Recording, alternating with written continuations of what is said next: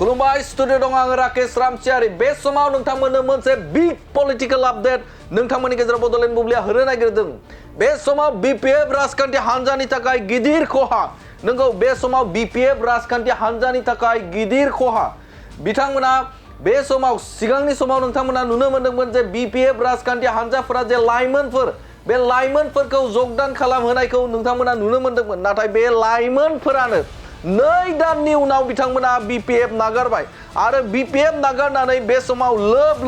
लोब यूपीपीएल राजखान्थि हान्जायाव बे समाव आखाइ गोरोबफैदों रनजित बसुमतारीनि नुजाथिनायाव रनजित बसुमतारीनि दैदेननायाव बे समाव आखाइ गोरोबफैदों यूपीपीएल राजखान्थि हान्जायाव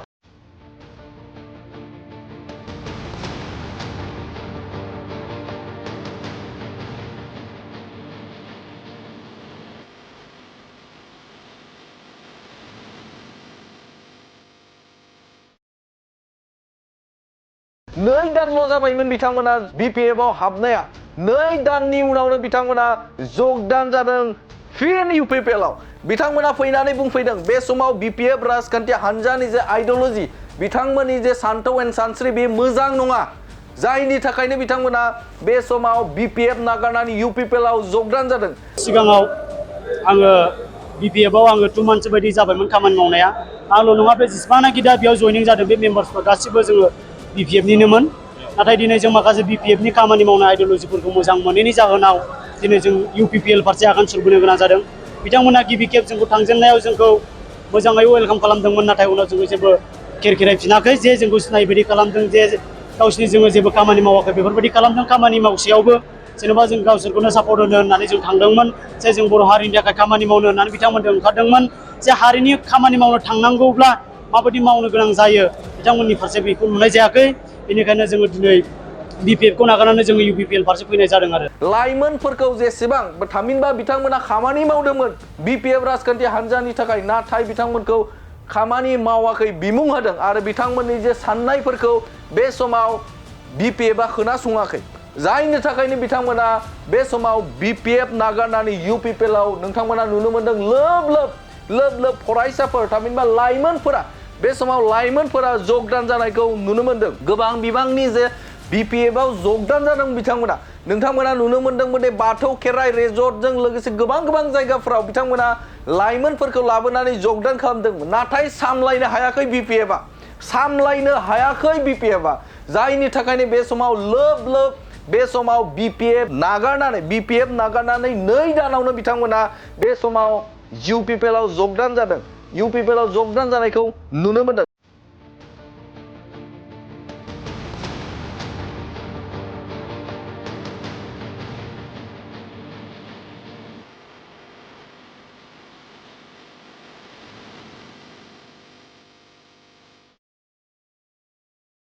बिथांमोना फैनानै बुंफैदों बे समाव बीपीएफ राजखान्थि हान्जाया जोंखौ गुरुत्व होआखै जोंखौ नायफिनाखै जोंखौ जा खामानि मावनो होदों जों बेखौ मावदों नाथाय बिथांमोना जोंखौ बे समाव खेरायाखै जायनि थाखायनो बिथांमोना बे समाव बीपीएफ नागारनानै यूपीपीएलआव जगदान जादों होननानै बाथ्रा बुंदों आरो बिथांमोना बुंबावदों बे समाव लाइमोनफोरानो जे बिटिआरनि बा बे ओनसोलनि जौगाथायनि थाखाय गोबां बिहोमा होयो आरो बे समाव जों सानदोंमोन बीपीएफ राजखान्थि हान्जायाव बेफोर खामानिफोरखौ बा थामहिनबा जौगाथायनि थाखाय जों साननो नाथाय जोंखौ जायगा होआखै होननानै बाथ्रा बुंदों बे लाइमोनफोरा आरो बिथांमोना बुंथिदों जे प्रमद बर'नि जे खुंथाय गोहोआव थानाय गोजोन फैबाय सान्थि फैबाय आरो बिथांनि खुंथाय गोहोआवनो जे लाइमोनफोरखौ बुंनायनि थाखाय स्कप होदों बिथां बिटिआरनि खुंगिरि प्रमद बर'आ आरो जायनि थाखायनो बे समाव जोङो बीपीएफ नागारनानै यूपीपीएलआव जगदान जादों होननानै बे लाइमोनफोरा बे बाथ्राखौ बुंदों यूपीपीएलआव जगदान जानानै 2 दाननि उनाव जगदान जानानै बिथांमोना बे बाथ्राखौ बुंथिदों थारैनो बीपीएफ राजखान्थि हान्जाफोरा लाइमोनफोरजों लोगोसे गुबुन दैदेनगिरिफोरखौ हमथाना लाखिनो हायाखै नामा बे मोनसे गिदिर सोंथि मानोना बावैसो सिगाङाव दान मोननैसो सिगाङाव जगदान जानाय जे लाइमोनफोर बे लाइमोनफोरा फिन बिथांमोना बीपीएफ नागारनानै यूपीपीएलआव जगदान जानाया मानि इसारा मानोना बिथांमोना सामलायनो हायाखै नामा बे मोनसे गिदिर सोंथि सामलायनो हायैनि जुनाव बे लाइमोनफोरा बे समाव बीपीएफ नागारनानै यूपीपीएलआव जगदान जादों बिथांमोना बुंदों बे समाव बीटीसीखौ जौगाहोनो थाखाय बा राजखान्थि बिथिंखौ गोख्रों खालामनो थाखाय गासैनिबो गोनांथि दं होननानै बाथ्रा बुंदों। बेयो लाइमोनानो जा, बे बोरायानो जा, सोरबा जाम्बायानो जा, सोरबा खुजायानो जा, जायखि जाया बे समाव सुबुंनिनो गोनांथि जायो राजखान्थियाव। जायनि थाखायनो जों लाइमोनफोराबो बे समाव प्रमद बर'खौ गोख्रोंसिन खालामनो, बिथांनि जे भिजन एन्ड मिशनखौ गोख्रोंसिन खालामनो थाखाय बे समाव इउ पिपलआव जगदान जादों होननानै बाथ्रा बुंदों बिथां लाइमोनफोरा। बे लाइमोनफोरा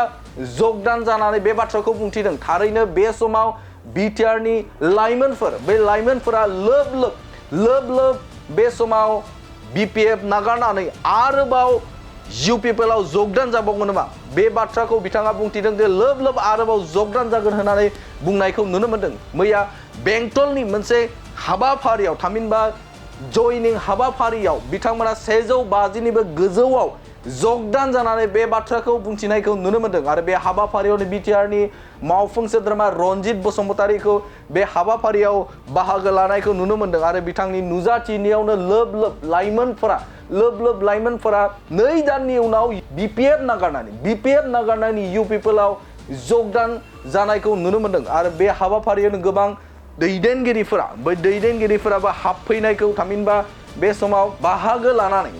लानानै हाबाफारिखौ जाफुंहोनायखौ नुनो मोन्दों। बे समाव नोंथांमोननो बे खौरांखौ नोंथांमोननि गेजेराव होबाय। गोजोन्थों। गिबियावनो आं दिनैनि बे मिडियाखौ साबायखर बावो जे दिनै जोंखौ हेफाजाब खालामफैनायनि थाखाय। आरो बे प्रग्रामखौ दिनै खुंफुंलांनाय प्रग्राम खुंगिरि आरो गासैबो सारमोन बिथांमोनखौ आं हामबायो। आरो आंनिनो आंगो लोगोफोर जे दिनै आंजों खौसेयै दिनै जे जोंनि UPPLआव जयनिं जाफैदों, बेखौ आङो साबायखर बावो। मानि थाखाय जोङो बिपिएफखौ नागारनानै UPPLआव जयनिं जादों होनबा जोंहा गोबां रिजन दङ। आफ्टार आङो जेन'बा सिगाङाव आङो बिपिएफआव 2 मान्थस बायदि जाबायमोन खामानि मावनाया। आंल' नङा, बे जेसेबांनाखि दा बेयाव जयनिं जादों बे मेम्बार्सफोर गासिबो जोङो बिपिएफनिनोमोन। नाथाय दिनै जों माखासे बिपिएफनि खामानि मावनाय आइडिअलजिफोरखौ मोजां मोनैनि जाहोनाव दिनै जों UPPL फारसे आगान सुरबोनो गोनां जादों। बिथांमोना गिबि खेब जोंखौ थांजेननायाव जोंखौ मोजाङै वेलकाम खालामदोंमोन, नाथाय उनाव जोङो जेबो खेरायफिनाखै, जे जोंखौ सिनाय बायदि खालामदों, जे गावसिनि जोङो जेबो खामानि मावाखै बेफोरबायदि खालामदों। खामानि मावसेयावबो जेन'बा जों गावसोरखौनो सापर्ट होनो होननानै जों थांदोंमोन, जे जों बर' हारिनि थाखाय खामानि मावनो होननानै बिथांमोनजों ओंखारदोंमोन। जे हारिनि खामानि मावनो थांनांगौब्ला माबायदि मावनो गोनां जायो बिथांमोननि फारसे बेखौ नुनाय जायाखै। बेनिखायनो जोङो दिनै बिपिएफखौ नागारनानै जोङो UPPL फारसे फैनाय जादों। आरो मा खामानि मावलांनो सानदों नोंसोर UPPLआव? जे आं बुङो बेखौनो, जेन'बा आं UPPLनि जानानै दिनै आं UPPLआव जयनिं जादों। आरो आंल' नङा, आंनि गासैबो दिनै लोगो बिथांमोन, हिन्जावसा आरो हौवासाफोर बिथांमोना दिनै जयनिं जादों। बिसोरो गासिबो जों मोनसे थांखियैनो जोङो UPPLआव फैदों। आरो जोङो इयुन जेनेरेसननि थाखाय, जे जोंनि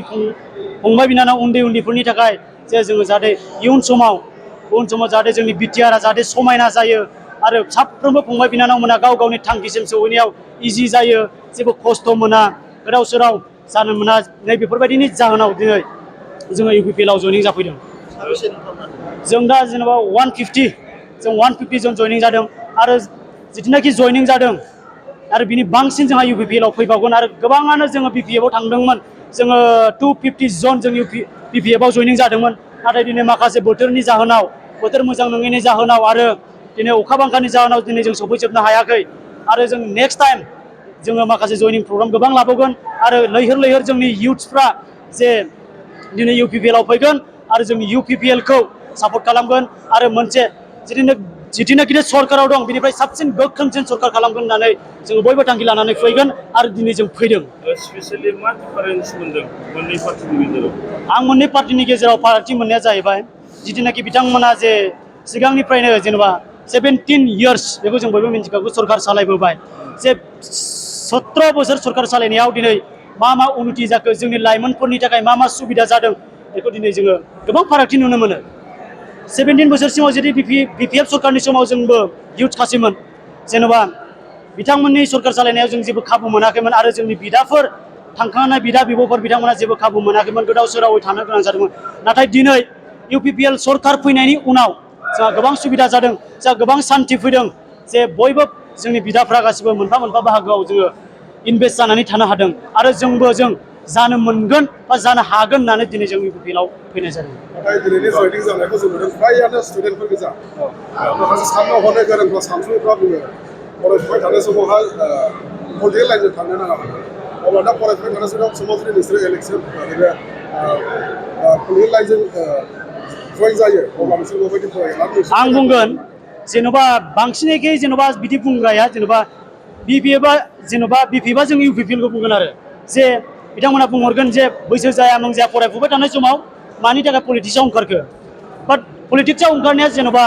ओंखारनाया सोरबा गोरोंजोंल' जाया पलिटिक्सआ जेन'बा पलिटिक्स जानांगौब्ला मोनसे राजनितिक जानांगौब्ला सोरबा खाना खुज्राबाबो सोरबा जोङो रायजो राजा गासिबो रोंनाय रोङै गासैखौबो लानानैसो जों मोनसे पलिटिक्स जायो थिग बिदिनो दिनै जोङो इयुथ्सफ्रा बुजिनानै जेन'बा जोंखौ मानो जइनिं जादों होनना बुङोब्ला जों जोंनि मोजांखौ हास्थायनायाव जेन'बा बैसोर बिथांमोना मोजां मावाखैब्ला जों मानो ओंखारबोनो जों गावनो गाव इयुथ्सफ्रा जों फारि फारि ओंखारबोनानै जोंनि लामाखौ जों दिरुननानै लानो गोनां जागोन बा दिरुननानै लानो गोनां जायो बेनि थाखायनो दिनै जों मोजां लामाजों हान्थिलांनो थाखाय जों जोंनि थांखिखौ जाफुंहोनो थाखाय दिनै जों बे इउपिपिएलआव जइनिं जादों बेयाव इउपिपिएलआव जइनिं जादों बेयाव जेन'बा पलिटिक्सआव ओंखारनाया जेन'बा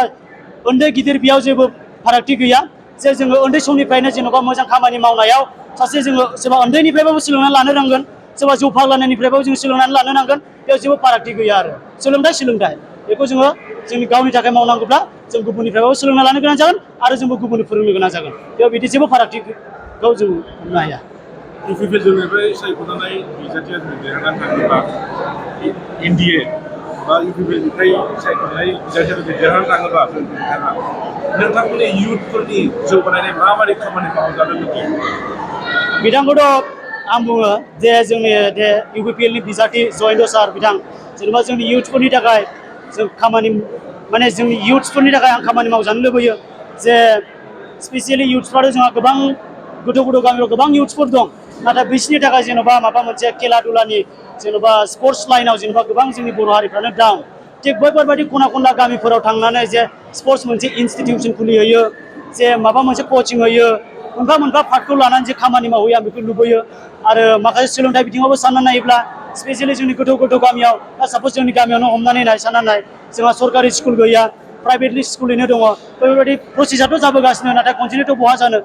आरो दानि जिहेतु सरकाराव फैबावगोन जे सरकाराव फैब्ला बैफोरबायदि थालांनाय खामानिखौ मावफुंनानै आरो जोंनि बिटिआरखौ समायनासिन खालामो आरो जोंनि आइ आफा बिदा फंबाय जोंनि आबै आबौ जोंनि इयुन जेनेरेसननि थाखाय मोजाङै गाहामै खामानि मावलाङो जे बिथांमोना इयुन फिउचाराव जेबो खस्थ' मोना इजियैनो गावनि थांखिसिम सहैनो हायो बेफोरबायदि खामानिखौ आं मावजानो लुबैयो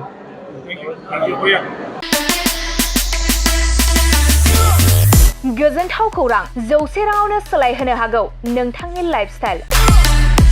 रंजालि बैसागु फोरबोजों लोब्बा लाखिनानै नोंथांमोननि थाखाय लाखि गिफ्ट कुपन एबा खाफाल आनजाद नायनाय लानानै फैदों